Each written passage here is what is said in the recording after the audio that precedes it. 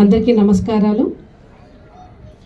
ఈరోజు లేదాళ్ళ జయ గారు రచించినటువంటి రూపురేఖల పుస్తక ఆవిష్కరణలో నిజంగా చెప్పాలంటే ఈ పుస్తకం చూస్తే దీని రూపురేఖలు కూడా పైకి ఎంత అందంగా ఉన్నాయో, అదేవిధంగా లోపల విషయాన్ని కూడా అలాగే అక్షరాలను పూర్తిగా రూపురేఖ సౌందర్యంగా తీర్చిదిద్దినటువంటి విషయం మనకు లోతుల్లోకి వెళ్తే తెలుస్తుంది. అయితే పుస్తకాన్ని మొత్తం ఆమూలాగ్రంగా పరిశీలించినట్టయితే ఒక వైవిధ్యత ఉంది దీంట్లో. అంటే ఒకే రకమైనటువంటి మూసలో పోసినటువంటి విధంగా కాకుండా, కాల్పనిక జగత్తులో ఏదో ఊహాలోకంలో రాసినటువంటి కథా సంపుటలను కాకుండా ప్రత్యేకమైనటువంటి అంశాలను తీసుకొని అనేక పుస్తకాలను పరిశీలించి ఒక నేర్పరితనంతో వీటిని కూర్చిన వ్యాసాలుగా ఇక్కడ మనకు కనిపిస్తున్నాయి. ఇందులో కేవలం కథా సంపుటలే కాకుండా అనువాదాలు, నవలలు ఉన్నాయి. అలాగే యాత్రా చరిత్ర కూడా ఉండడం జరిగింది. మనకు మామూలుగా ఒక కథ అంటే ఒక ఇతివృత్తాన్ని మనం తీసుకుంటే ఒక 10 మంది రచయితలు 10 విధాలుగా రాస్తారు ఒకే అంశాన్ని. ఆ 10 మంది రాసినటువంటి రచన అందరికీ కూడా ఆమోదయోగ్యంగానో, అందరినీ ఆకట్టుకునేలాగానో, ఆహానిలాగానో ఉండాలని ఏం లేదు. కానీ అందులో ఏ ఒక్కరిద్దరో రాసినటువంటివి అక్కడ ఉన్నటువంటి విషయాన్ని మనకు దృశ్యమానం చేయించేలాగా, అంటే మన కళ్ళ ముందు కట్టినట్టుగా, మన కళ్ళ ముందు అది జరుగుతుంది ఆ సన్నివేశం అన్నంత అద్భుతంగా వివరించడం కొంతమందికి సాధ్యమవుతుంది. అటువంటి పుస్తకాలను మాత్రమే ఆమె ఎంపిక చేసుకోవడము, ఆమె సునిశ్చిత పరిశీలనకు మనం తార్కాణంగా చెప్పుకోవచ్చు. మలయాళ మనోరమ, ఇందులోంచి కొన్ని కథలు నిజంగా చెప్పాలంటే ఇందులో 33 వ్యాసాలు ఉన్నాయి. 33 వ్యాసాలను కూడా ప్రతి ఒక్కదాన్ని వివరించాల్సినటువంటి విధంగా ఉన్నాయి ఆ సంపుటాలన్నీ కూడా. కానీ అన్నీ మనం చెప్పుకోలేము కాబట్టి అందులోంచి నేను వెతుక్కోవడం కూడా కష్టమైంది. కొన్నిటిని మాత్రమే, అది కూడా ఇంకా తప్పదు అన్నట్టుగా ఏదో 4-5 మాత్రమే తీసుకొని చెప్పడం జరుగుతుంది. మలయాళ మనోరమ, ఇందులో మలయాళ మనోరమ పత్రికలో ప్రచురించబడిన విశేషమైన మలయాళ కథలు 10 అనువదించి 100 ఉత్తమ కథలనే పేరున నలిమెల భాస్కర్ గారు తెలుగు పాఠకులకు అందించారు. వీటిని వివరిస్తూ రచయిత ఏమంటారంటే, అనువాద విషయంలో రచయితకు కొంత స్వేచ్ఛ ఉంటుంది. యథాతథంగా అనువాదం చేయకుండా కొంత స్వేచ్ఛను పాటించేటటువంటి వెసులుబాటు రచయితకు ఉంటుంది. కానీ ఆ విధంగా నలిమెల భాస్కర్ గారు చేయకుండా మలయాళ మూల విధేయానువాదం చేశారు ఆయన. అట్లా చేసినటువంటి విషయాన్ని ప్రశంసిస్తారు. ఆ కథా సంపుటి ఆ పుస్తకాన్ని కనుక, ఆ 100 ఉత్తమ కథలు అనేటటువంటి పుస్తకంలో ఒక కథ చదివితే నాకు కన్నీళ్ల పర్యంతమయ్యాను. అట్లానే చాలా కథలు అట్లానే ఉన్నాయి. అదొకటే వ్యాసం కాకుండా ఇంకా వేరే వ్యాస సంపుటలలో నుంచి కూడా. అకారణంగా ఉరిశిక్ష అనుభవించబోతున్నాడు ఒక కొడుకు. తెల్లవారు అనుభవించబోతున్నాడు. ఈరోజు రాత్రికి ఆ కొడుకును చేరడానికి వెళ్తున్నాడు తండ్రి. ఆ సమయంలో అనుకుంటున్నాడు అనమాట, రైల్లో వెళ్తున్నాడు, అనుకుంటున్నాడు ఏమనంటే, అది ఎంత ద్రవించేటటువంటి వాక్యం ఉంటుంది ఇక్కడ. ఈ రాత్రి నా కొడుకు నిద్రకు కరువై ఉంటాడు అని తలచుకుంటూ తాను కూడా, తనకు నిద్ర పట్టదు కదా, తాను కూడా నిద్రపోకుండా ఉండాలనుకుంటాడు అనమాట. నిలబడైనా సరే రైల్లో వెళ్ళాలి, కానీ నిద్రపోవద్దు.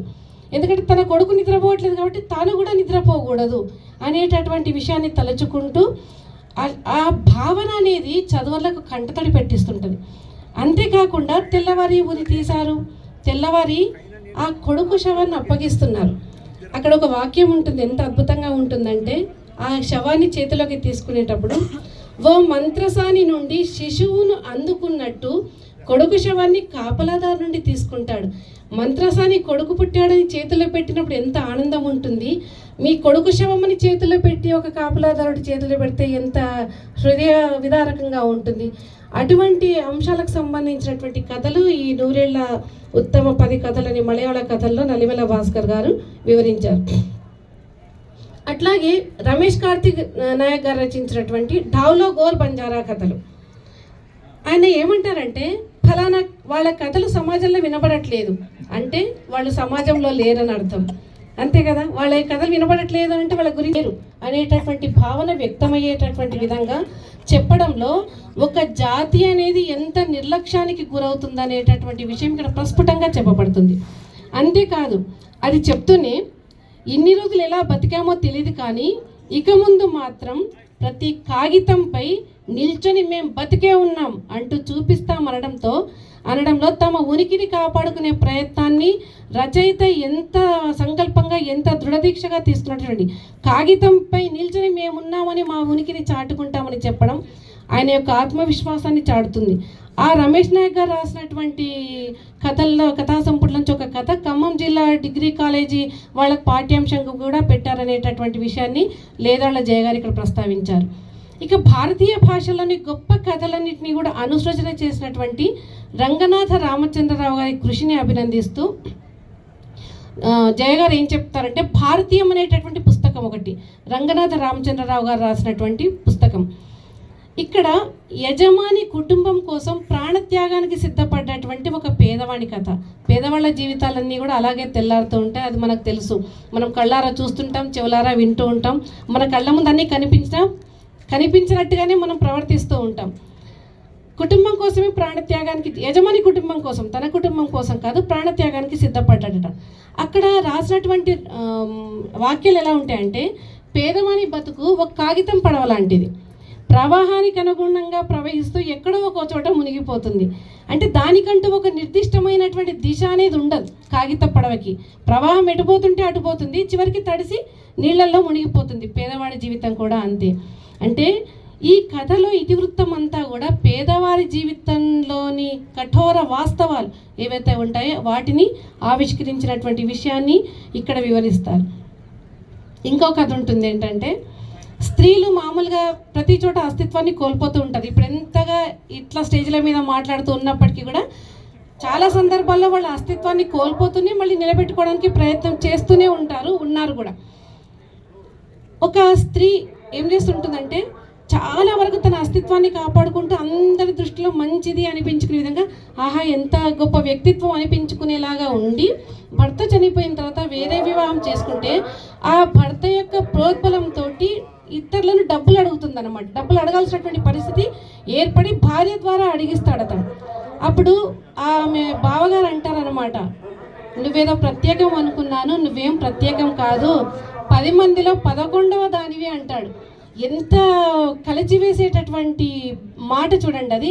అంటే అంతవరకు ఆమె ఏదైతే తనను కాపాడుకుంటూ, తన అస్తిత్వాన్ని కాపాడుకుంటూ ఒక మంచి లక్షణాలు కలిగినటువంటి స్త్రీగా ఎట్లా అయితే జీవితాన్ని కొనసాగిస్తూ ఉందో, అది మొత్తం కూడా ఒక్క మాటతో అయిపోయింది. నువ్వేం ప్రత్యేకం కాదు, 10 మందిలో నువ్వు 11వ దానివి అంతే, నేను ప్రత్యేకంగా అనుకున్నాను అని అనడం. ఇంకొకసారి ఆ మాట వచ్చిందంటే మళ్ళీ ఆమె అస్తిత్వాన్ని కాపాడుకోలేదు, ఇంకా అయిపోయింది అక్కడికే.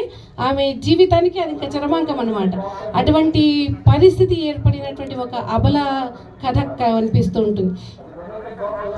ఈ కథ చెప్తున్నప్పుడు జయ గారు ఒక వాక్యాన్ని ఇక్కడ పెట్టారు. ఏంటంటే, భాషలు వేరేనా అంటే, ఇవన్నీ రకరకాలైనటువంటి భాషల నుండి వచ్చినటువంటి కథలు కాబట్టి భాషలు వేరేనా, కన్నీటి గాఢత మాత్రం ఒక్కటే. అద్భుతమైనటువంటి వాక్యం ఇది.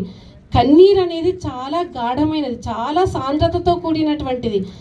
అది ఎవరో చెప్పి ఓదారిస్తే తీరిపోయేటటువంటిది కాదు. ఆ కన్నీటి వెనుక అనుభవించినటువంటి అనుభవం ఏదైతే ఉంటుందో అది ఏ భాషలోనైనా ఒక్కటే. ఏ భాషలో చెప్తే ఏంటి, బాధ కన్నీరు అన్నీ ఒకటే కదా. కాబట్టి ఏ భాషలో చెప్తే ఏంటి, కన్నీటి గాఢత మాత్రం ఒకటే అని జయగారు చెప్పడం అనేటటువంటిది లోతైన భావన. అంటే ఇది మామూలు వాళ్ళు రాయలేరు, కన్నీటి విలువ తెలిసిన వాళ్ళే ఇలాంటి వాక్యాలు రాయగలుగుతారు. అటువంటి వాక్యాలను రాశారు జయగారు. ఇకపోతే కుటుంబ బాధ్యతలు, సామాజిక సంబంధాలు, మానవత్వం, పేదరికం లాంటి వస్తువుల చుట్టూ కూడా అల్లినటువంటి కథలు గాండ్లమిట్ట. ఈ కథా సంపుటి మొత్తం అచ్చమైన రాయలసీమ మాండలికంలో సాగుతుంది. ఆర్సి కృష్ణస్వామి రాజు గారు రచించారు ఈ దాన్ని. నాన్న ఎప్పుడూ అబద్ధం చెప్పడు, నాన్న ఎప్పుడూ మోసం చేయడు, నాన్న అంటే భరోసా అని నాన్న మీద ఉన్న నమ్మకంతో, నాన్నను కాపాడుకునేటటువంటి ప్రయత్నంతో ఒక మామూలు సాధారణ స్త్రీ తక్కువ ఖర్చుతో విద్య నేర్చుకొని ఒక గౌరవమైనటువంటి స్థానాన్ని పొంది, నేనున్నాను నాన్న అనేటటువంటి విధంగా ఆయనకు ఒక భరోసా ఇచ్చేటటువంటి దిశగా సాగుతుంది. అలాంటి కథ ఒకటైతే, ఇంకో కథ ఏంటంటే, వీధి బావులన్నీ ఎండిపోతాయి, వాళ్ళ తల్లి కష్టాన్ని చూడలేక 3 ఆడ కూతుళ్ళు వాడు బావి తవ్వారంట. ఎంత అద్భుతమైనటువంటి విషయం కదా. సాధ్యం అవుతుందా బావి తవ్వడం అనేది? సాధ్యం కాదు. ఇంకా పెదవి విరుపులు, వ్యతిరేకమైనటువంటి మాటలన్నీ మనకు సాధారణమైనటువంటి, మీరేం చేస్తారు, మీ వల్ల ఏమవుతుంది, ఆడవాళ్ళకి ఇది సాధ్యమవుతుందా, అదే బావిని తవ్వడం ఏంది మీరు. ఇంకా మళ్ళీ నిజంగా ఏంటంటే తవ్వుతూ పోతుంటే మధ్యలో రాయి అడ్డు తగులుతుందనమాట. ఇంకా వాళ్ళు కూడా ఒక దశలో నిరాశ వచ్చేసి కూడా లేదు అని సంకల్ప దీక్షతోటి బావిని తవ్వి ఎవరైతే కాదు అన్నారో అటువంటి వాళ్ళ చేతనే ప్రశంసలు అందుకొని తల్లి రుణం తీర్చుకుంటారు.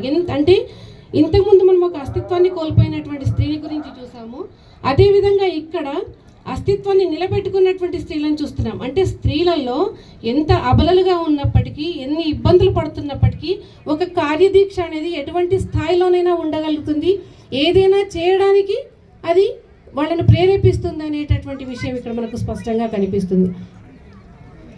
పుస్తకం వేయడం జరిగింది, జీవన సంధ్య అనేటటువంటి కథా సంపుటి. ఇందులో నిజంగా మరణం అనేది అందరికీ సహజం. మనం ఇప్పుడు ఈ క్షణం తర్వాత మళ్ళీ మనం నిజంగా ఉంటామా లేదా మన ఎవరికీ తెలియదు కదా. అయినా కూడా వ్యామోహం అనేది అందరికీ ఉంటుంది. కానీ ఒక భార్యాభర్తల కథ అది నిజంగా మామూలుగా ఇండ్లలో జరిగే సాధారణమైనటువంటి అనుకుంటాం, కానీ ఇందులో ఉన్నటువంటి వాక్య నిర్మాణాలు కానీ ఆ కథలో ఉన్నటువంటి బలం కానీ సాధారణమైనటువంటి వస్తువైనా అంత బలంగా తీర్చిదిద్దారు రచయిత. ఎలా అంటే భర్త ఉద్యోగం అయిపోయి పెన్షన్ తీసుకుంటా రిటైర్ అయిపోతారు, పెన్షన్ కాగితాలని భార్యకి ఇస్తారనమాట. తర్వాత నేను ఉంటానో ఉండనో తెలియదు, ఇవే నీకు ఉపయోగపడతాయని చెప్తారు.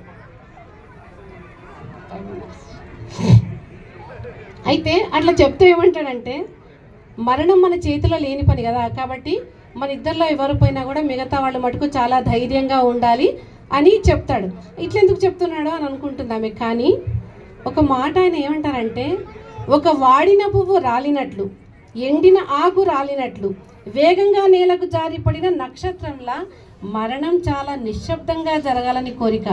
ఆకు రాలిపోతేనో, పువ్వు వాడిపోతేనో, నక్షత్రం రాలిపోతేనో ఏమైనా శబ్దం వస్తుందా, ఏమన్నా హడావుడి జరుగుతుందా? ఎక్కడేం జరగట్లేదు. అంటే మరణం కూడా అంత నిశ్శబ్దంగా జరగాలని నా కోరిక అంటాడనమాట. తర్వాత ఆయన చనిపోతాడు, తర్వాత కథాంశం వేరు. కానీ ఇక్కడ ఈ వాక్యాలు కనుక మనం గమనించినట్టయితే మనము ఈ రోజుల్లో ఏమనుకుంటామంటే, ఎవరి చేతి కిందికి వెళ్లకుండా హాయిగా ఇట్లా ఉన్న పళంగా ప్రాణం పోతే చాలు, మన చేతిలో ఏది లేకపోయినా అలా అనుకుంటుంటాం. అంత నిశ్శబ్దంగా జరగాలని ఆయన కోరుకున్నట్టుగానే నిశ్శబ్దంగానే వెళ్ళిపోయారు. ఇక్కడ వెనకాల ఉంది ఇంకా చాలా చాలా ఉన్నాయి. డాక్టర్ రావూరి భరద్వాజ గారు రచించినటువంటి యథార్థ గాథల్ని కూడా ఉటంకించారు. ఇంకొకటి ఏంటంటే 33 ఉన్నటువంటి ఈ వ్యాస సంపుటిలో అందరూ రచయితలు ఏమంటే ఒక్క రచయిత్రి గురించి ప్రత్యేకంగా చెప్పారు. ఆమెవి 3 వ్యాసాలు ఉన్నాయి ఇందులో. కాళ్ళకూరి శేషమ్మ గారు, ఆమె చదువు తీర్చిన జీవితం, ఒక సామాన్యమైన ఆత్మకథ పేరుతో ఆమె తన జీవితాన్ని రాసుకున్నారు కాళ్ళకూరి శేషమ్మ గారు. ఆమె రచించిన 4 పుస్తకాల్లో 3 పుస్తకాలకు సంబంధించిన వ్యాసాలు ఇందులో ఉన్నాయి. అలాగే వినోద్ మామిడాల గారు రచించినటువంటి యాత్రా చరిత్ర, ఇది ఒక వేరే ప్రక్రియ. ఆ యాత్రా చరిత్రను కూడా ఇందులో ఉటంకిస్తూ వారణాసి కేవలం ఆధ్యాత్మిక కేంద్రమే కాకుండా ఆధునిక విజ్ఞాన నగరిగా ఆయన ఎలా మలిచారో ఆ విషయాన్ని కూడా ఇందులో ఉటంకించారు. అంటే మొత్తంగా ఇక్కడ పరిశీలించినట్లయితే రచయిత్రిలోని విభిన్న దృక్పథాలు, ఆలోచన సరళిలోని లోతు మనకు కనిపిస్తాయి.